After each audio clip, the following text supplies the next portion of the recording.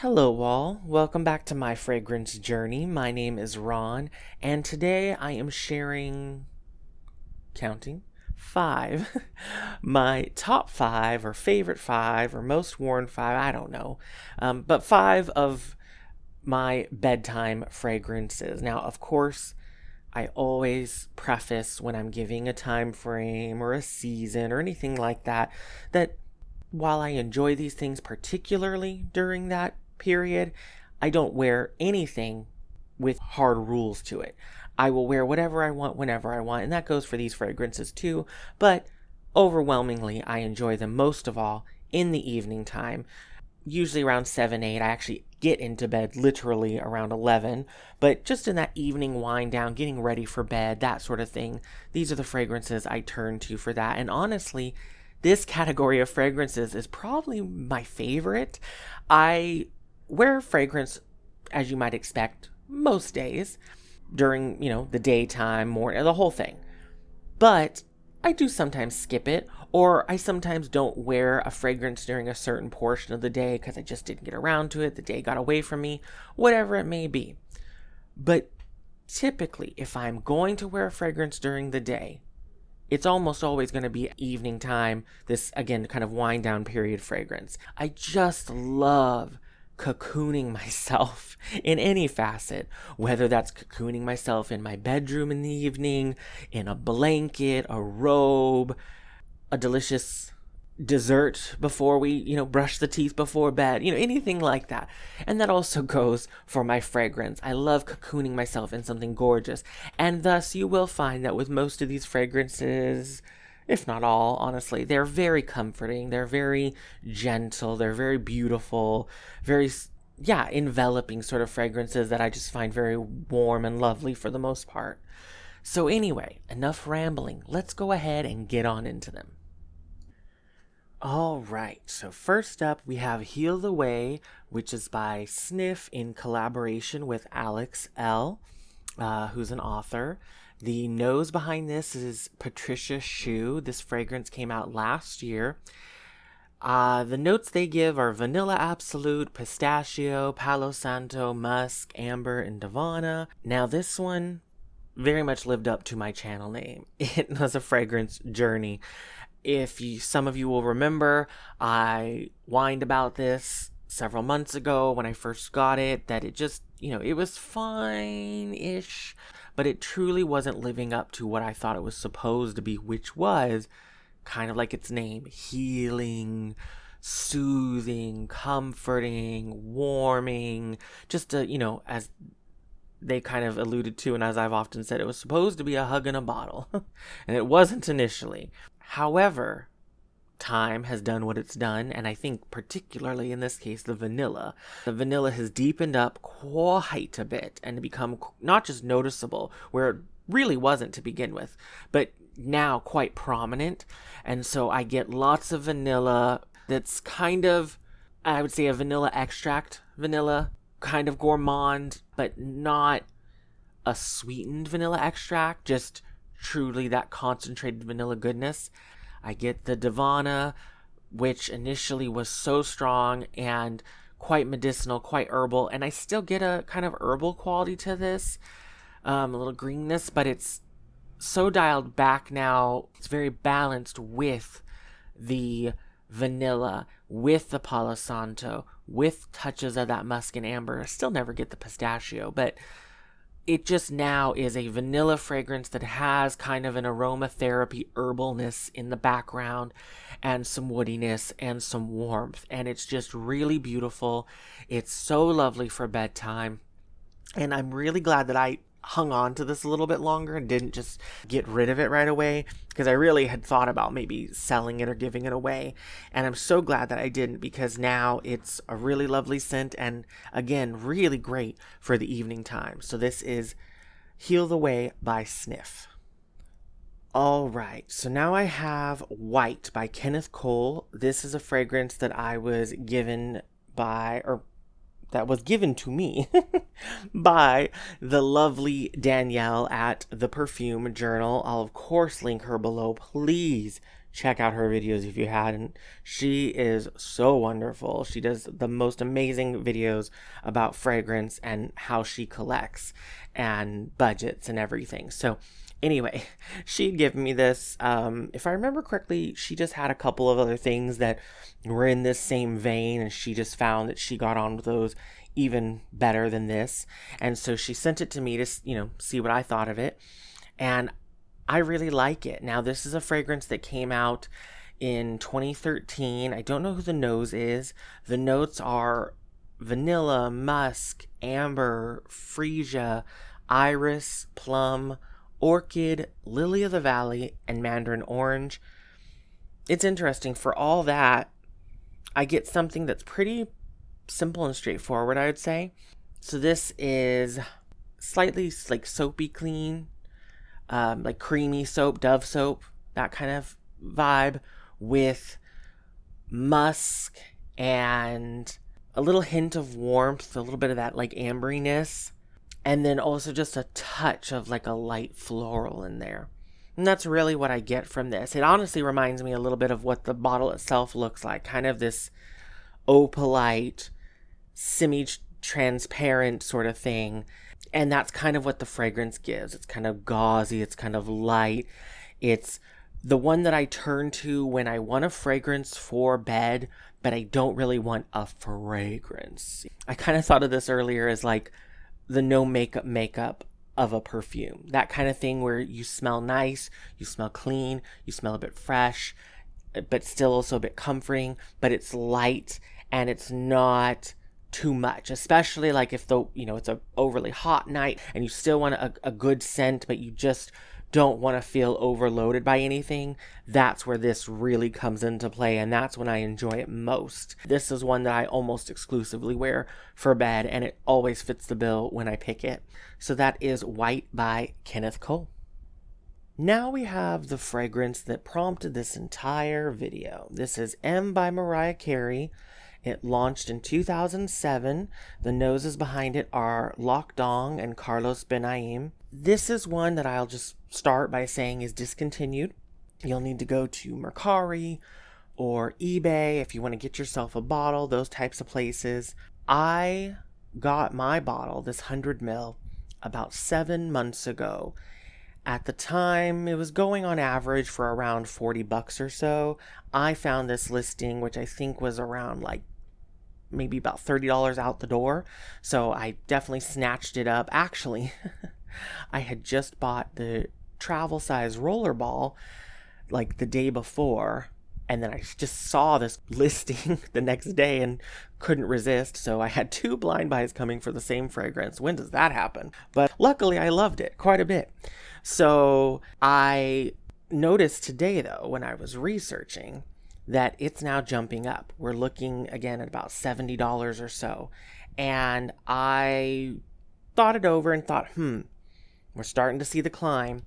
Is this a fragrance that I don't want to be without? Yes, I definitely feel that way. Do I feel that, if it ever gets to like hundreds of dollars for a bottle, I'm still going to be buying it? I don't know if it's that necessary to my collection, but I know that I'm using it frequently, especially of late, and I know that it's one that I will probably enjoy for the foreseeable future. And thus, given the rate at which I'm using this, not even a year in, and I've used almost a third of this bottle, I thought, you know what, if I can find something kind of decent today, and I did. I found a 30 ml for about $30. So definitely more expensive than when I bought this, but not exorbitant. I thought, okay, let me just snatch that up. And I did. Now, all that preamble aside, all that rambling, let's get into what does it smell like. So again, I mentioned things like seawater, tiare flower, incense, marshmallow, like what's going on? For all the interest that the notes list has, it's a little more straightforward to me, and that's okay because it's really gorgeous. So I get primarily a vanilla scent. They're not kidding when they say marshmallow. It's very much a fluffy, light, and powdery scent. I always think of like the powder that's on like marshmallows to keep them from sticking, whether that's cornstarch or powdered sugar, whatever they put on them. Kind of light powderiness, but with still a rich vanilla at the same time. It is sweet as well, but none of this comes off as juvenile. This is a mature fragrance. There's a perfumey quality to it, which I know is always unhelpful, but it does have that. This honestly would just be a gorgeous evening fragrance for going out. I'm thinking something maybe like a nice dinner, that sort of vibe. Because of that vanilla gorgeousness that's going on, paired with the beautiful white florals that's in this that kind of is creamy, almost a little indolic, also kind of sweet. And then you get a touch of the incense and some of that amber. And it just makes for something that, again, would be gorgeous for like an evening out, but so comforting and just beautiful for bedtime. It really just makes you feel almost a bit luxurious. This is definitely one that, while it's a celebrity scent, I could see this being something that'd be sold in the department stores, which honestly, I think all is very Mariah Carey, isn't it? Like, I could see her wearing this type of fragrance. I wouldn't be surprised. It's really pretty, and clearly I needed to have more of it. So if you can get some, or if you have this, maybe pull it out and try it again, because this is a lovely evening fragrance. It is M by Mariah Carey. Fantastic. All right, now we have a real stunner, folks. I mean, they've all been gorgeous. I love them all, clearly. But we kind of just go to a next level with this one. This is Lilac Brulee by FZOTIC. Came out last year. The perfumer is Bruno Fazzolari. This is his own brand. And, oh my gosh, I got a FZOTIC sample set at the end of last year. This was the first fragrance out of it that I tried. I loved it so much that I can't remember, it was either that very evening that I tried it or the next morning, but definitely less than like 24 hours. I had ordered this full bottle. That's how much I loved it. Truly love it for Snif. And the notes on it are marzipan, lilac, whipped cream, tonka, rhubarb, vanilla, mimosa, sandalwood, cedar, and cinnamon. It's so gorgeous. Now, it is a marzipan fragrance, truly marzipan in the sense of a confection. It's not just roasted almonds. It's not almond paste. This is sweetened, concentrated almond extract kind of goodness almost. Not like to the point of being like cherry, which almond extract can go to. It stops short of that, but just beautifully concentrated almond flavor with a real sweetness to it that is just amped up by the lilac. It gives it more of a almost honey quality. I actually think of this fragrance lately as like a syrup. This is like a perfumed syrup, not unlike something you would have almost like baklava or something. That kind of gorgeous syrupiness, not pistachios, but just the nutty, sweet decadentness of it. But it's also, all that said, not too sweet. It's not cloying. It could be. I think if you really applied a lot of this, it might be too much. This is goes a long way. But it's so beautiful. It's also not so foodie though, even though I kind of harped on that. It's not so foodie that it's just truly a snack. There's enough of the floral in it, mimosa, that sort of thing, that it pulls it just back. But it's so beautiful. It does change up a little bit as it sits on the skin. I find that it does get a little bit warm, and maybe even a touch of that woodiness. But I actually find this to be pretty linear. I also find within this kind of slightly, there is a floral quality that I almost find a bit petally, if that makes sense. Almost a bit waxy, petally. But yeah, I just love it. It's so good. And this is one, whereas I kind of was, saying that yes, with the Mariah Carey, that I wouldn't want to be without it, but maybe not at a high price point. It's $140 for this 30 mils. So we're not going cheap here. But at the same time, I don't think that this is overpriced. I think, acknowledging that this is an indie brand that's doing really gorgeous work, and it's really quality fragrance. Yeah, I don't have a problem with that. And so I would always keep this in my collection and plan to. So this is Lilac Brulee by FZOTIC.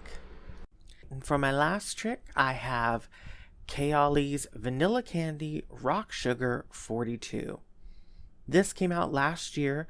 The noses are Fabrice Pellegrin and Gabriella Calariu. And oh my goodness, is this good. This is the bedtime scent to rule them all for me. This, out of all of these, is my topmost favorite for bedtime. And this is something I actually almost exclusively wear for bedtime. It would work fine at other points, but I just enjoy it so much for that. So the notes on the bottle, the keynotes that they like to highlight, are candied pear, sweet violet, bubblegum, white caramel, rock sugar, and vanilla cream. This is, to me, a vanilla pear fragrance with a touch of floral and a little bit of warmth in the base. So I definitely get, again, the pear. I get the vanilla. They're both strong. They're sweet. The pear truly has like an actually candied quality to it. Like you could almost imagine it's been dusted with sugar or something. And then for the florals, I do get just a hint of the violet leaf. Like I just get a little hint of sweet violet. And then I do get a hint of something else. I think on Fragrantica they say jasmine. And I could see that. I know there's supposed to be also cashmere in this, and I definitely get that. That's where some of that warmth in the base comes. Oh my gosh, it's just so good. I'm just like huffing it straight from the nozzle. It's so good. This one goes quick. I've noticed with Kayali sprayers, they're pretty generous. So I've really blown through this, that and I, maybe overspray just a little bit. So I've really blown through this bottle, as you can see. It's a 50 ml. I got this, I think, in December of last year.